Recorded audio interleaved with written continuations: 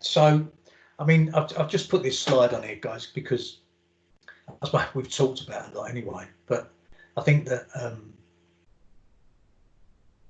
you know, top left with regards family. I mean, family's everything to me.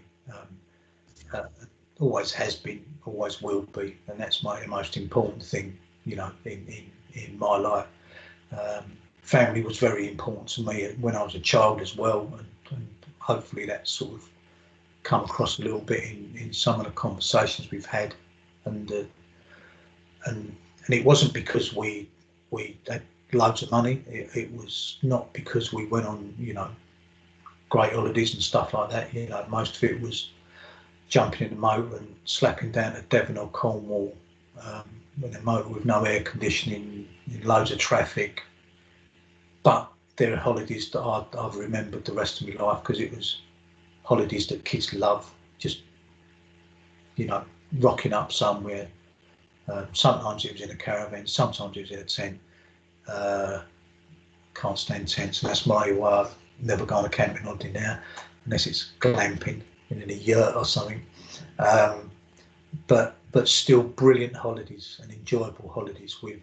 So I've got a brother and two sisters, so we just had great times, and argued a lot like you do with your siblings. So, you know, powerful for me, family. The coaching, you know, speaks for itself. Like I said just now, something ignited a passion in me. Coaching was a route I got into because of my boy. That ignited another flame within me where I wanted to do more, and I ended up being fortunate enough to work for Southend United in the football in the community scheme, and the Centre of Excellence, and then I started doing coaching badges with them. From that led to a role in for Basildon District Council, so a football development scheme for Basildon District Council, because they wasn't happy with the relationship that they had with Southend United, so they started their own. So initially I went into Basildon District Council and sort of headed up their football scheme in partnership with Southend for about 18 months before they said, oh, we're going to disband this partnership and relationship because we're not too happy with it. And then in the next breath said, we still want to do it because we can see value in it. Would you come away from Southend United and head that up for us? So I ended up doing it. I spent 5 years doing that, which was a massive learning curve. And I suppose that added to my sort of skill sets with regards. Now I was having to organise program, financial expenditures, expectations, putting a program together that was, you know, the normal things: soccer schools, after schools coaching, development centre, girls coaching. Was that the first full-time role, Gary, in football? So I worked full-time for Southend United. Oh, okay. For about 3.5 years in the football and community scheme. I did part-time prior to that, Lawrence, and it was only really I took Rayleigh boys down to a Saturday morning training thing that they used to do, and I ended up doing, which was interesting when you was having to do it. But yeah, the kids loved it. Went down, done coaching, and I just got in a conversation with somebody and just said to them, how'd you get into this then? And I ended up having a conversation with Frank Banks, who was the sort of footballing community officer at the time, and was there for a long while. I think he was one of the first people in the programme across England, actually. And I ended up doing a bit of volunteering, to be honest, Lawrence, for a little while. and then that became a full-time role.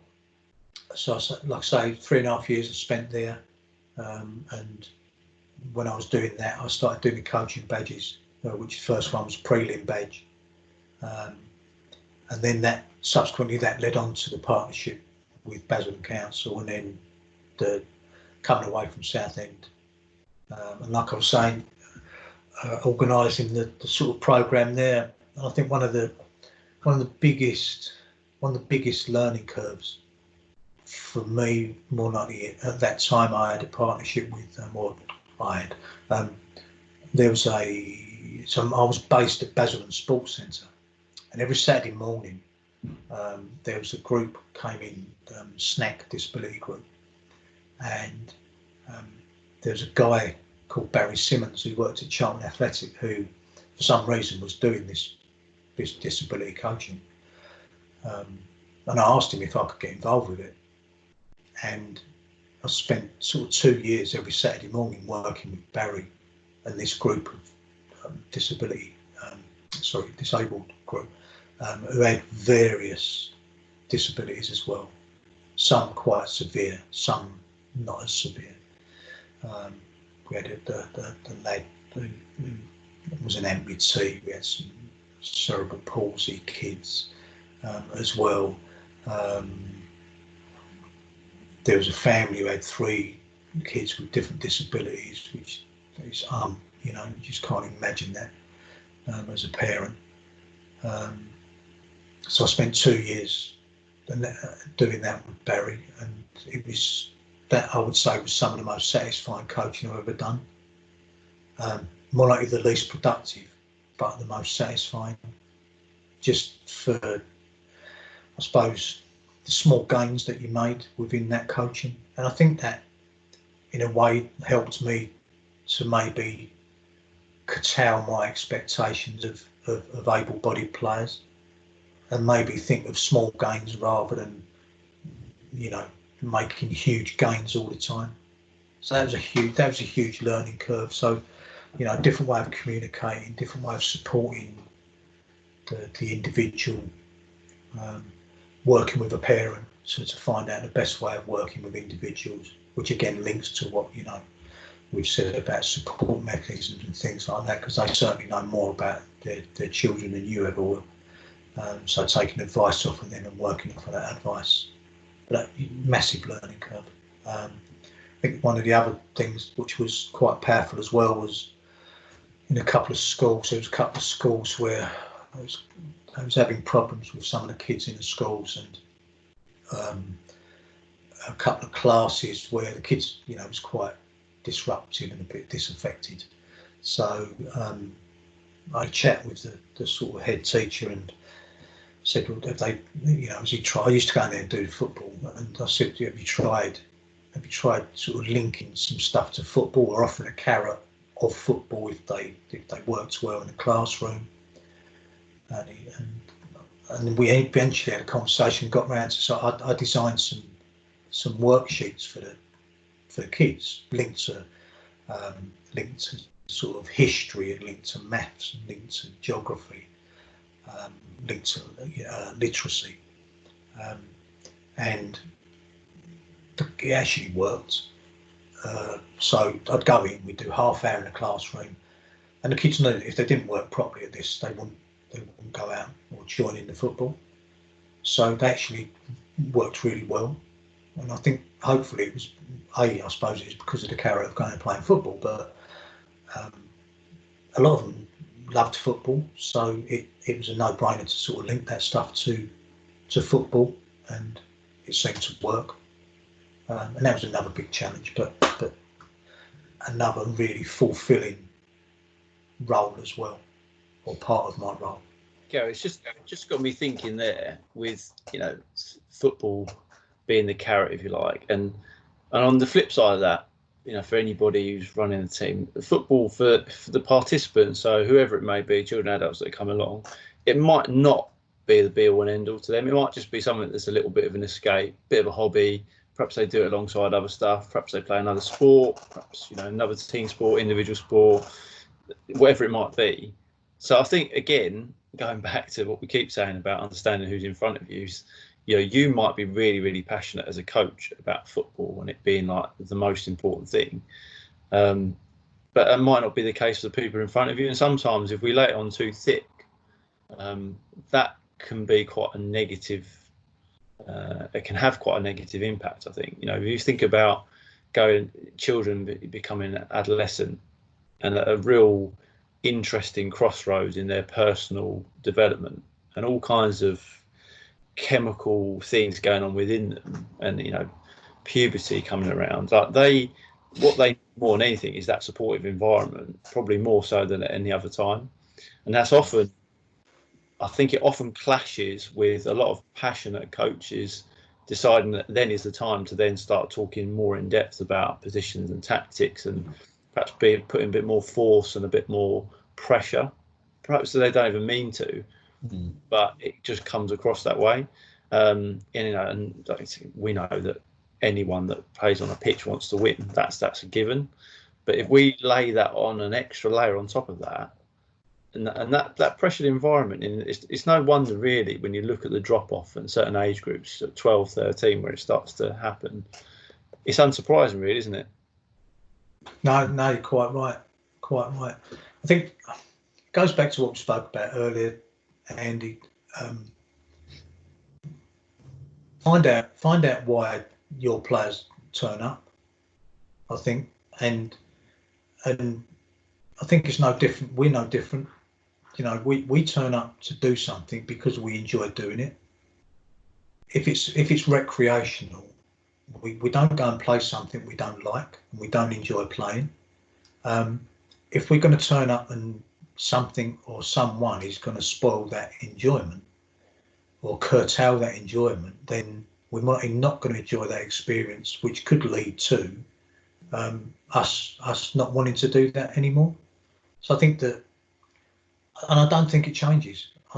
And I think our role as a coach is to think about what people, or find out what people want, and try and apply that. Now, we know full well that at say, adolescent age, yes, we might be expecting them to make better decisions because they've played football for longer, or have they? So it might be the case where we said earlier about you might go into adolescent football and you've got somebody who just fancies playing football now. They haven't played football before. Maybe they've been playing an individual sport like tennis, but now they fancy playing football. So that person is a long way behind everybody else, more likely. So we have to have a bit of empathy for that person. But the main point of what I'm trying to say is, what are their needs? What's the needs and wants of those individuals in front of us? And I think unless we find out, we can't actually impact on them and support and guide them as we should do.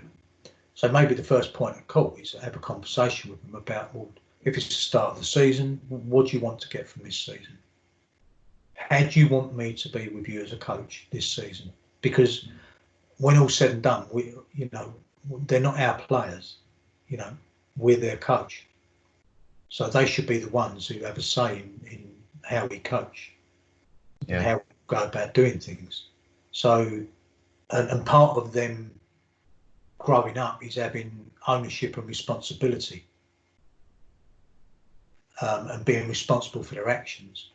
So if that's what we're trying to develop in individuals, then we need to empower them with that. So what do you want? How do you want me to be?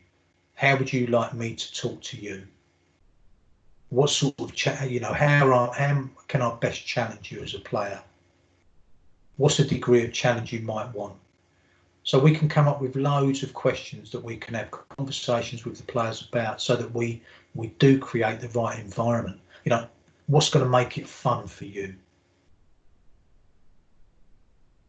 Or am I going to stop it being fun for you?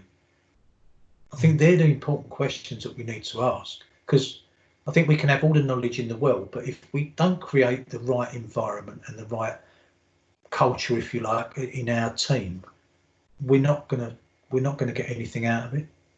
That second question is probably the best one you can ask. What was the second one? I forgot what the second one was now. No, what's going to do to make it unenjoyable? Because that kind of cuts to the chase, doesn't it? And, you know, if you've got a group of 13, 14, 15-year-old children in front of you, I don't know many at that age who wouldn't be honest. If you know them a little bit and you've got that relationship, I think they'll tell you straight, because they've had a lot of time to develop their kind of their own opinions, and there'll be stuff that they talk about between themselves probably as well. So just putting yourself out and going and showing a bit of vulnerability, which we've discussed a few times before as a coach. What do you think? What would stop this being fun? Yeah. You know, and if the answer is you coming in and talking too much, coach, then fair play.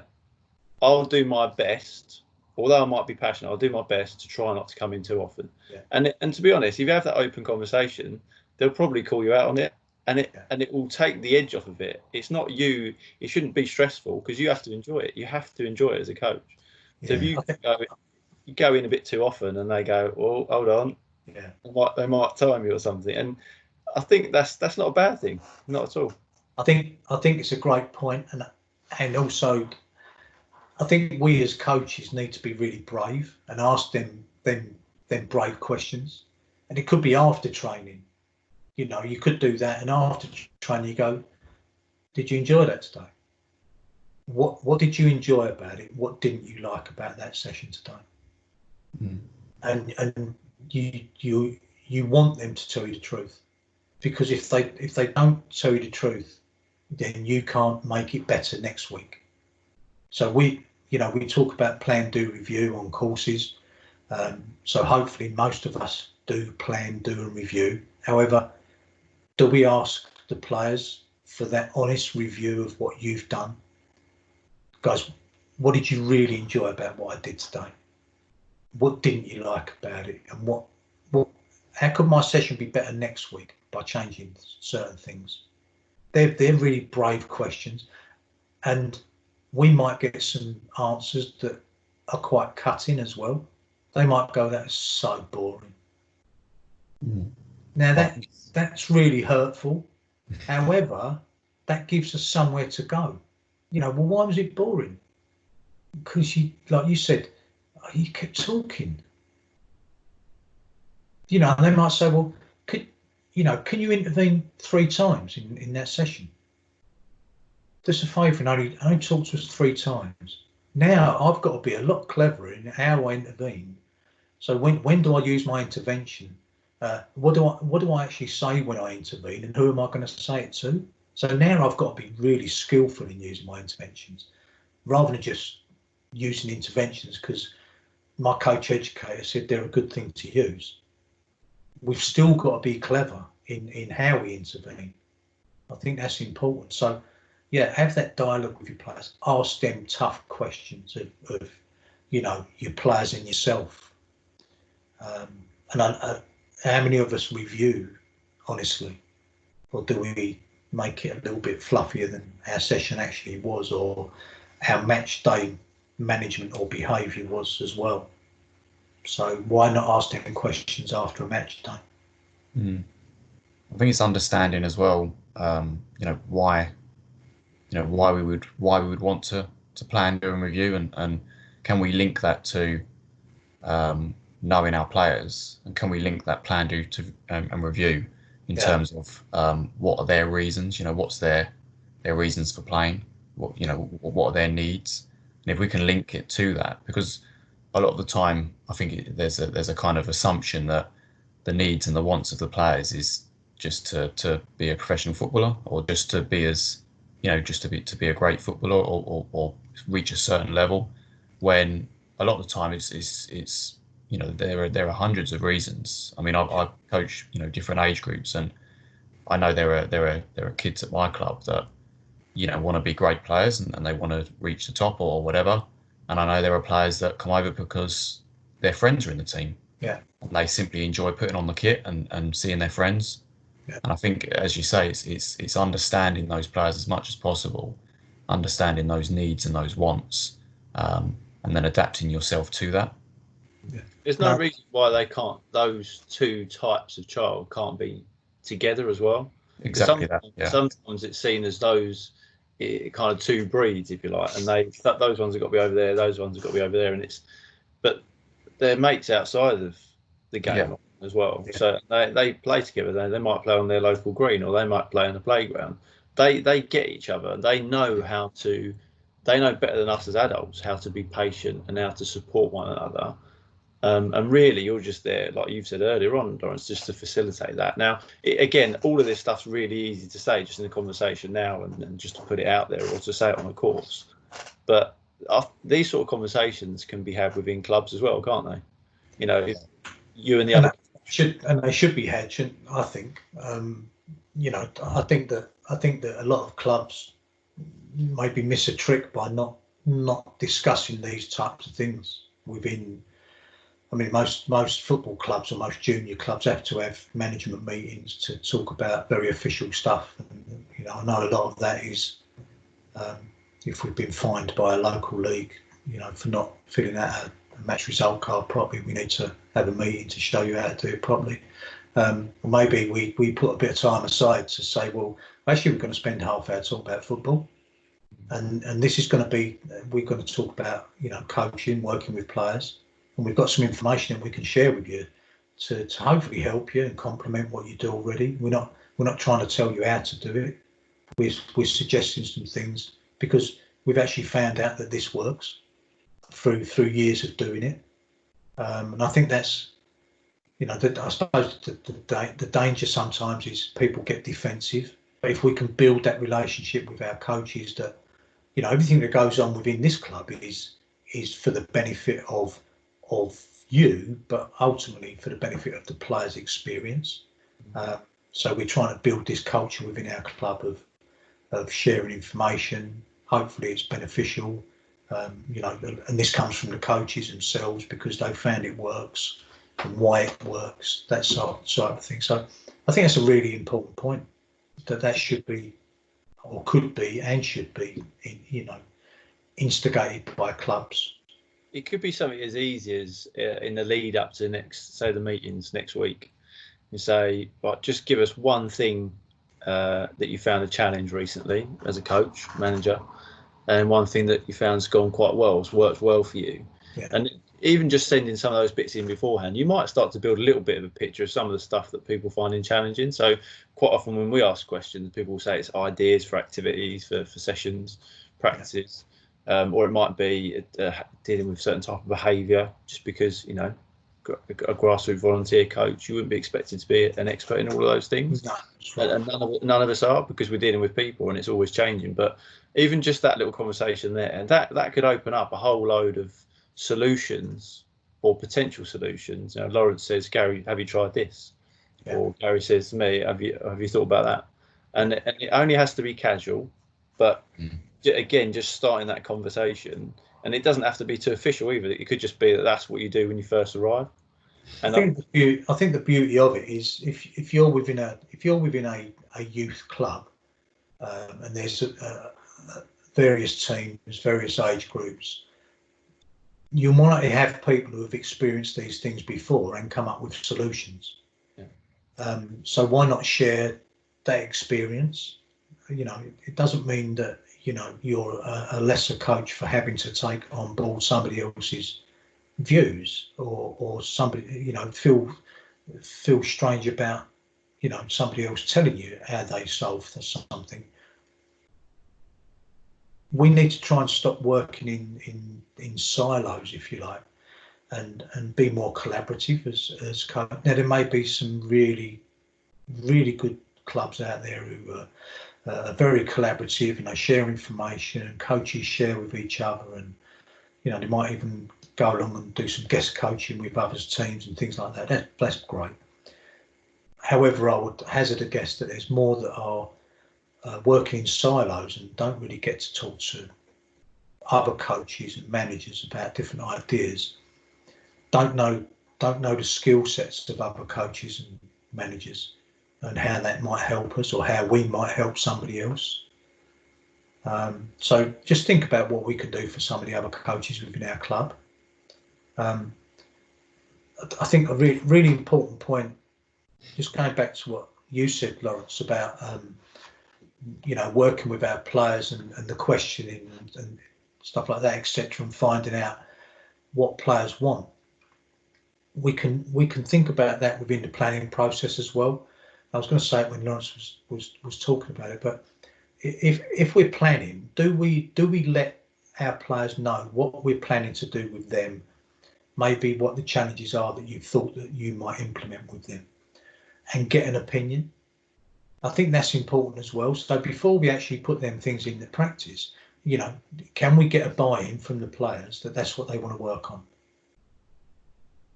Do they agree with that, or might they want to tweak it a little bit, or do they think that challenge isn't great enough for them? So there's some things we could think about as well. So that just sort of coming to me head. No, I think that's a good point. I mean, in terms of involving players in that planning process, because again, as we say, the reason for it all is to meet their needs and their wants. So it's a no-brainer, really. And we assume, don't we? We assume that, well, I've actually seen that, so I'm going to get them to work on that. Exactly that, yeah. However, they might actually know that they normally can be okay doing that.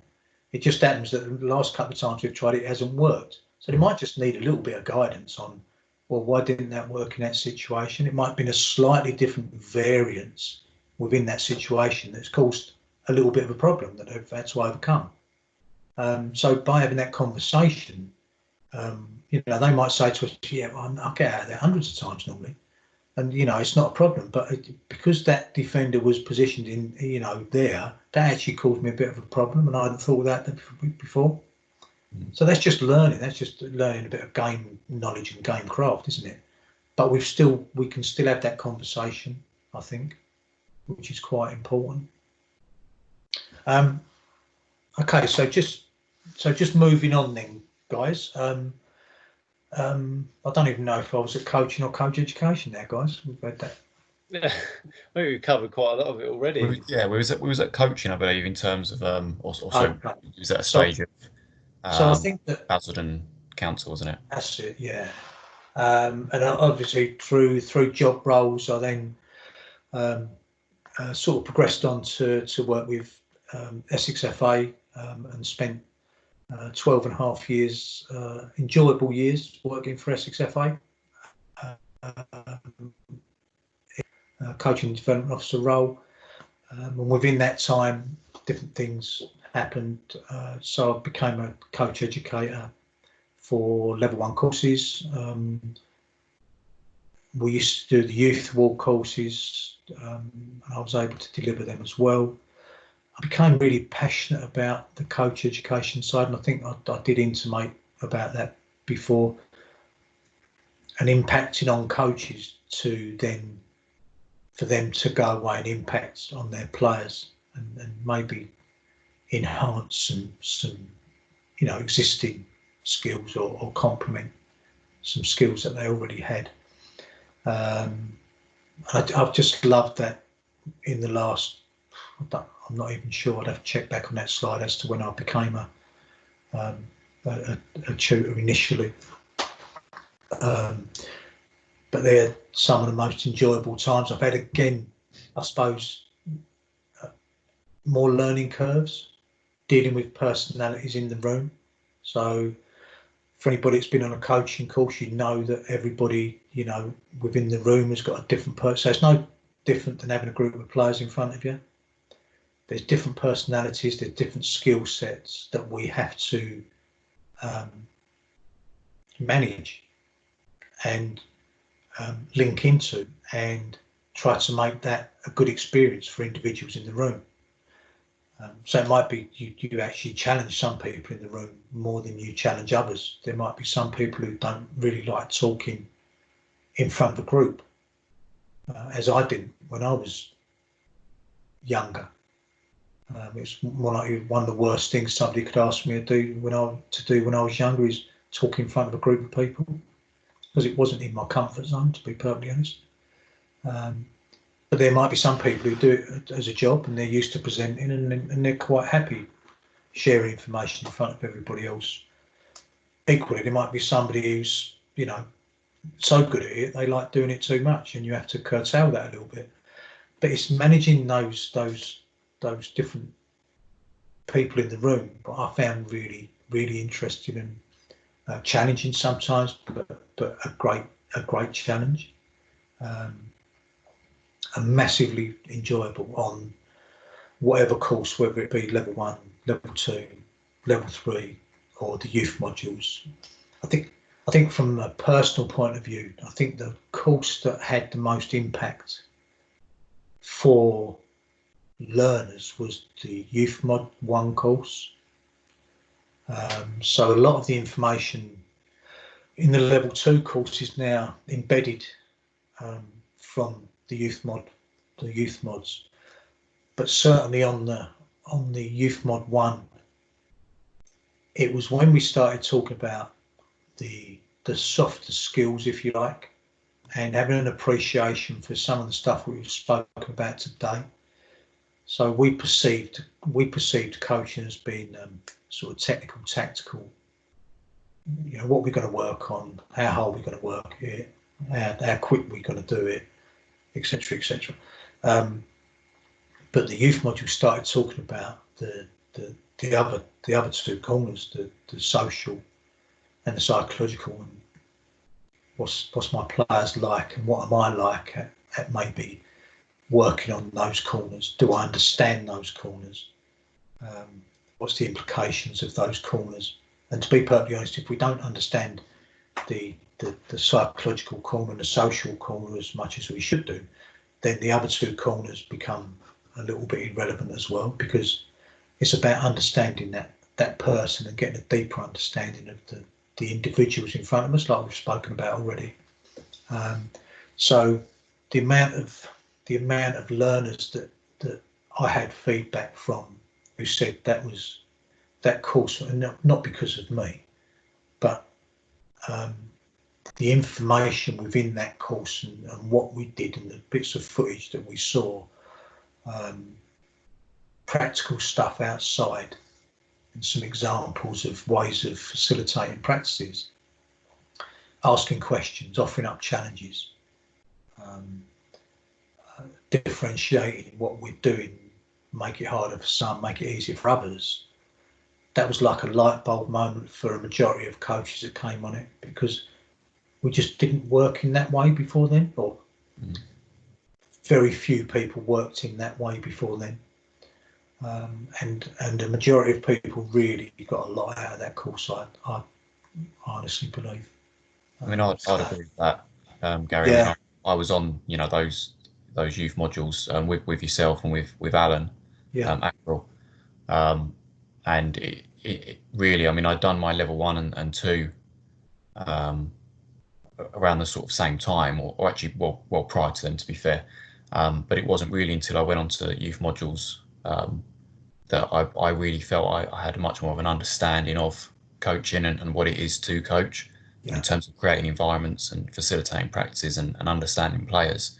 They went a long way to actually bringing coaching to life for me, whereas before, I suppose it was more you know, just understanding, I suppose, the technical information involved in developing a skill or coaching a player to do a certain skill. So I definitely agree with what you're saying there. It's good to hear. Good to hear. And I suppose just on the last bit of this slide, it's not necessary, as everybody can gather, I'm not academic by any stretch of the imagination. So that doesn't mean academia, but it just means learning for me. I've always had a thirst for learning. I've always had a passion for wanting to know more, wanting to know how I can do things better.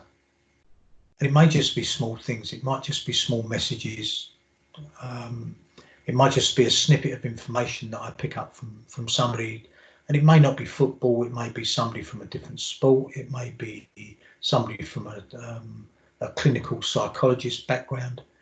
But just if I add that to my own toolbox, if you like, that's going to make me either better as a coach or better as a coach educator. The the asking of questions, the way we might phrase a question linked to a challenge that we've offered up a player, a different way of unpicking, a message that we're trying to facilitate. There's lots of people out there who have got some excellent skills within these areas that I continually look to get better at, and I'm sure that as Lawrence would attest to, I do love asking questions, and more likely ask too many questions, but that's my passion, is trying to ask people and gain what their understanding is. So and just for the reason that once I know maybe what people understand, that gives me a chance to know where I can go next once I know what they understand. So yeah, and I'm still trying to get better at that, but I've got a thirst for just learning in general, and I always will continue to be in that way. I hope. I don't know if go on, guys. Do you think it's something I've probably more the last couple of years, the concept of challenging your own thoughts and biases towards certain things? So perhaps, I was certainly guilty, I don't know if guilty is the right word, of looking for stuff that just kind of backed up what I was thinking before, or stuff that just looked aesthetically pleasing. It's like, I'm not one for session ideas that have got loads of bullet points and loads of information. I like it quite simple, diagrams and things. But I found myself sort of fishing for those exact things. And when I was introduced more to sort of just looking outside that world, if you like, and challenging and finding things to back up what you do, but also to counteract it as well. So I think over time you just develop a bit more of a balance towards your approach, don't you? So there's certain things that you might be thinking when you're coaching, and you think, I'd really love to go in and tell that person, but actually, do you know what, I might just see what happens.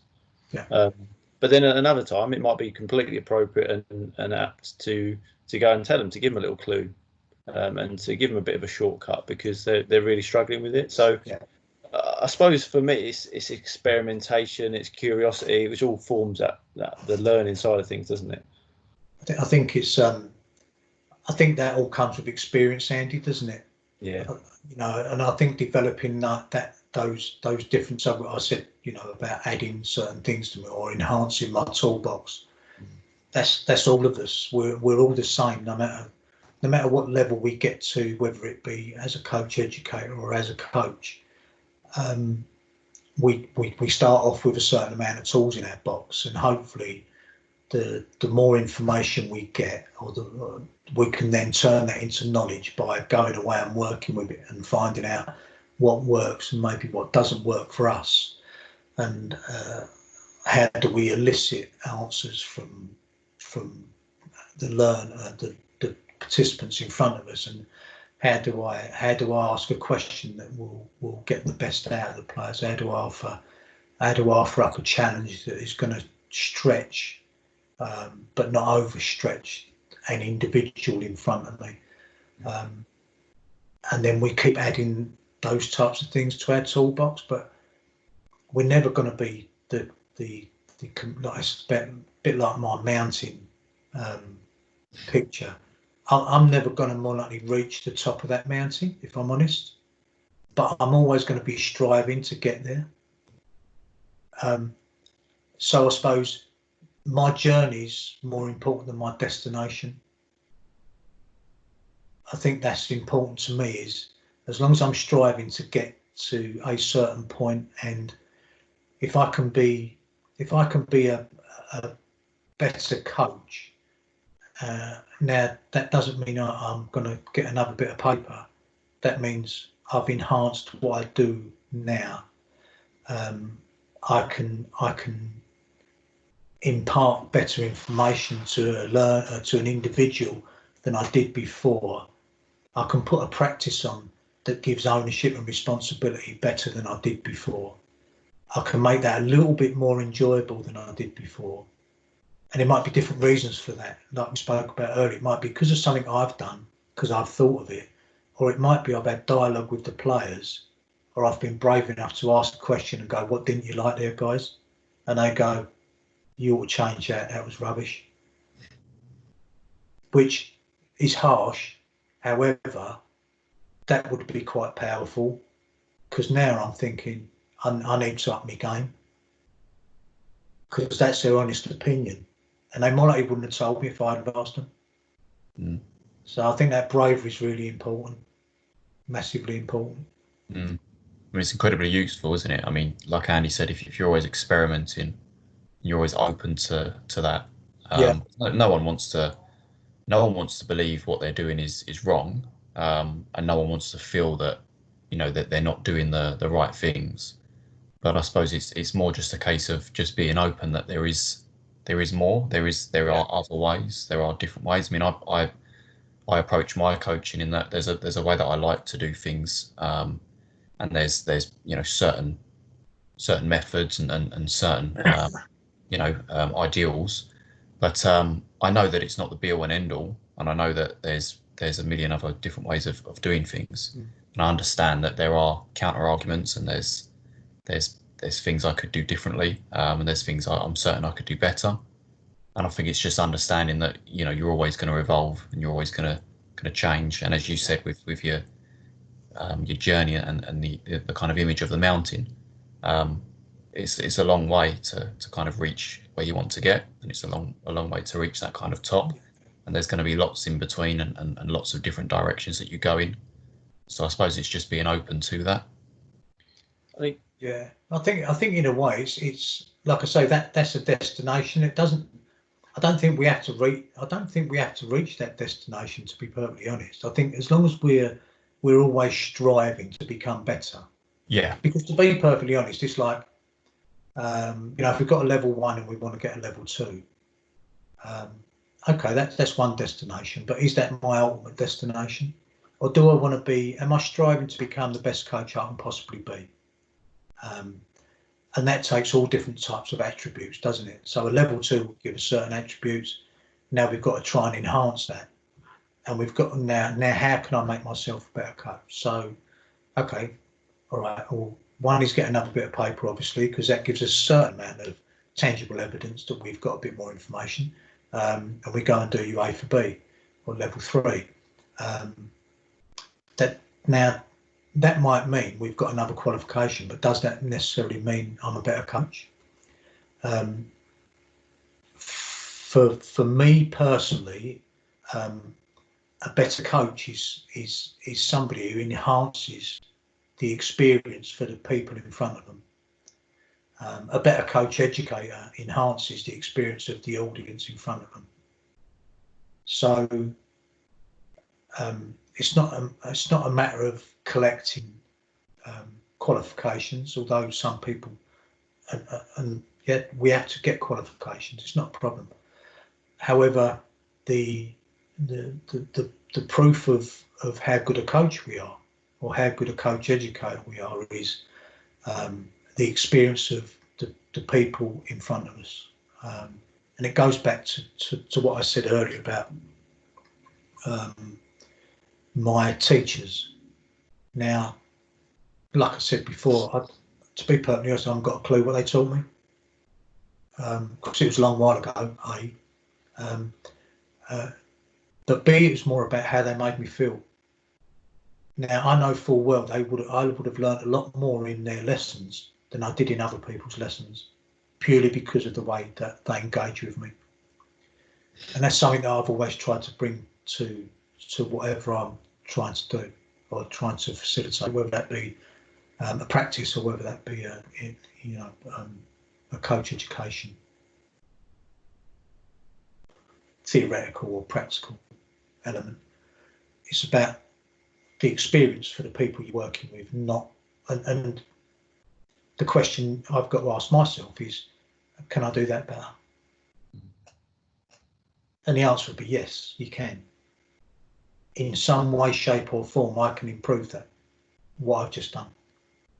I wrote down a little while ago, Gary, in big bold, right here, up my game, because, and that's basically what you've been saying there, both have been saying there about, as a coach, if you've got, you know, a group that you work with, you might have a couple of groups that you work with, depending on your kind of journey. But often we rack our brains trying to think, well, how can I make them better, the people that are in front of me, or why aren't they better?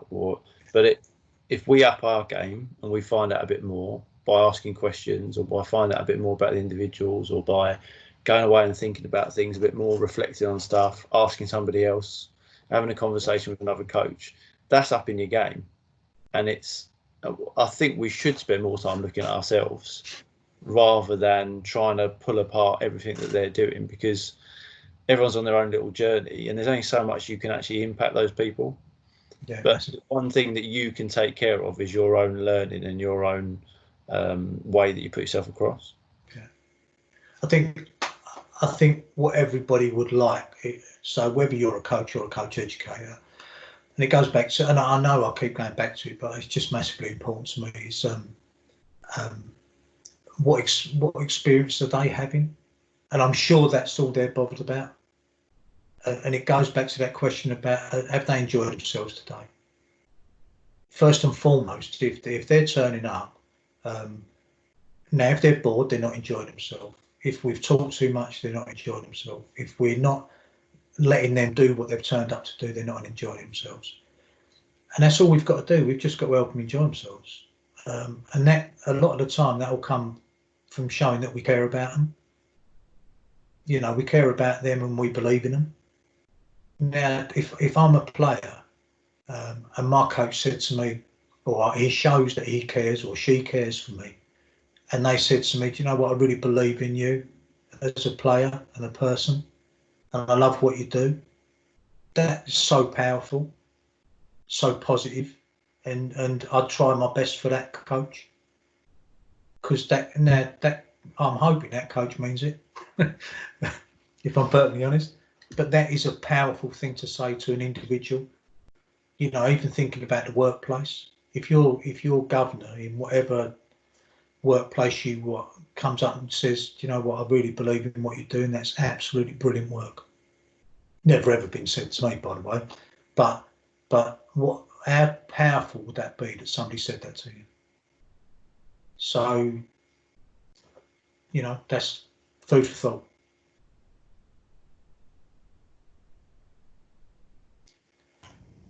I don't know if I finished my slides or not.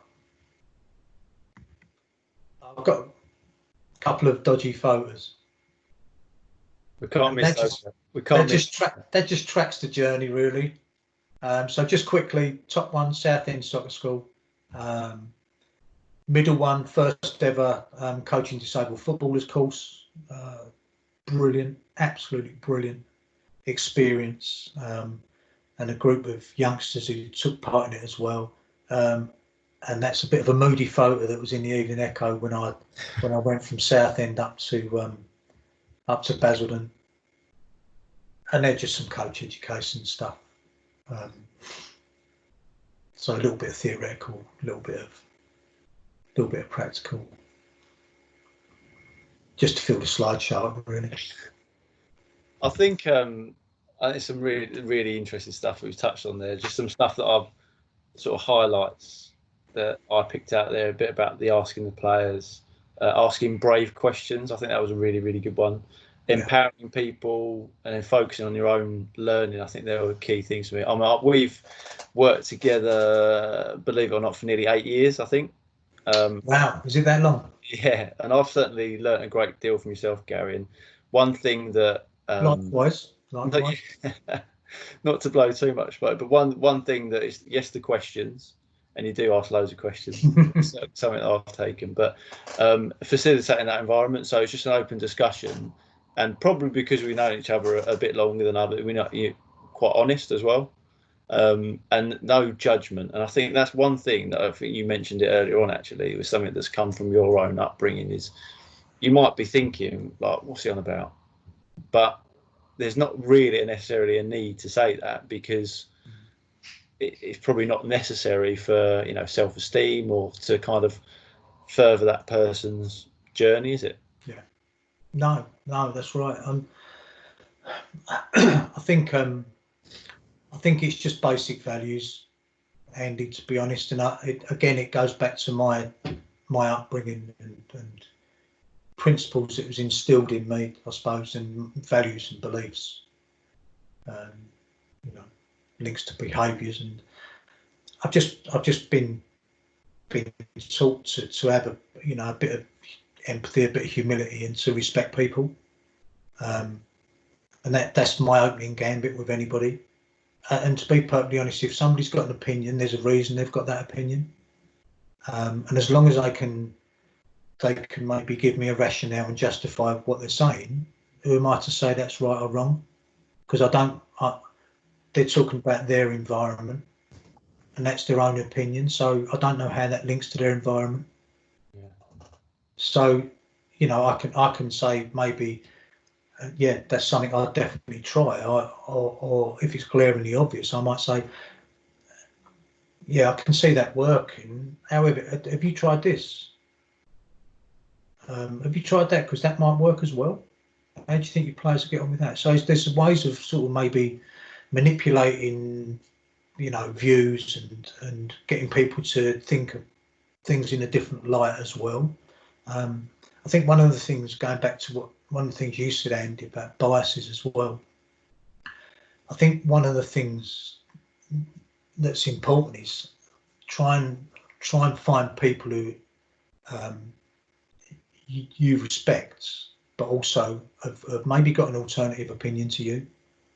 So maybe that critical friend who doesn't always tell you you're great, or doesn't always tell you you're doing really well. They might have a slightly alternative opinion on certain aspects. And I think that's really important as well, because none of us do everything right all the time. None of us, we all come up with, like you quite rightly said, we search for things that link to our own biases, and whatever we do is linked to our own bias. And sometimes we can't see that, because obviously it's a bias and we're looking through a certain lens. So sometimes we need somebody else to look at it and give it an alternative viewpoint. So I think that's quite important for people. And again, it's a brave person who has that person in place that is willing and able to go, no, actually, I don't really agree with that. I think that's wrong, or this is an alternative way of thinking about it, which you might not have looked at. So it might be somebody with a slightly different bias to you, although you agree a majority of things. I think that's quite important. 100% agree. And just thinking about learning experiences that I've had, in terms of official course of thing. I remember doing a youth module 3, and it was Keith Webb, who quite a lot of people know, and Jamie Godbold. Yeah. Both excellent coach educators, but very different. Now, probably part of their success was the fact that they were so different and offered a slightly different angle. Now, the people within those environments might have edged more towards one or the other, but what they offered collectively was really, really powerful in terms of an experience, because they were able to offset the information with one another, and it was well done. And I think if that critical friend, as you say, for me, that was one that really stood out when you said that. I was thinking, what experience I've had, it would be that. Because it's not necessarily healthy just to completely surround yourself all the time with people that agree. I think that's just one thing that really, really stands out. Yeah.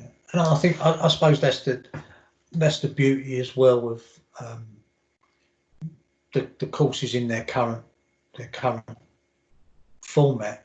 On a level 2, you get 2 tutors, and they won't be the same people. They'll have a slightly different way of giving information, facilitating a theoretical environment, or when you go outside, there'll be slightly different things that they do outside as well, the way that they put on practices, and equally, if you're on a UEFA B course, you'll have 3 tutors, and equally, each of those tutors will be slightly different. They'll have the same sort of knowledge, but they'll find different ways of delivering that, and I think that's healthy. I think it'd be terrible if we all, if every coach was the same, and if everybody came off of a course and just replicated you know, what one of the tutors did. I'd like to think that one of the messages, certainly on courses that I'd like to think I've done, is that I don't want people to go away and try and be what they're not.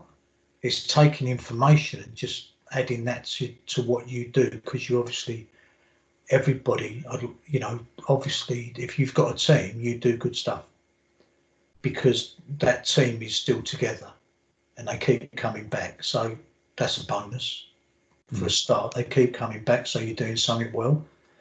But that doesn't mean we can't enhance what we do.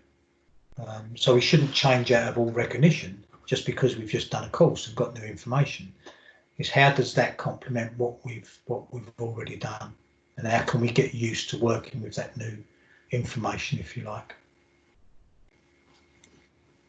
Yeah, that's it, isn't it? I mean, it's implementing those new ideas, and it's kind of using that, adding that to your kind of toolkit, whilst still, you know, remaining true to yourself and true to those values that you already have.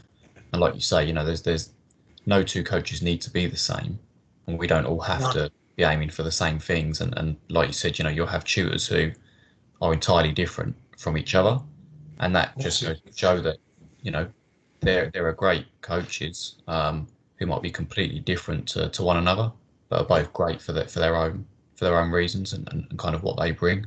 Yeah, I did a course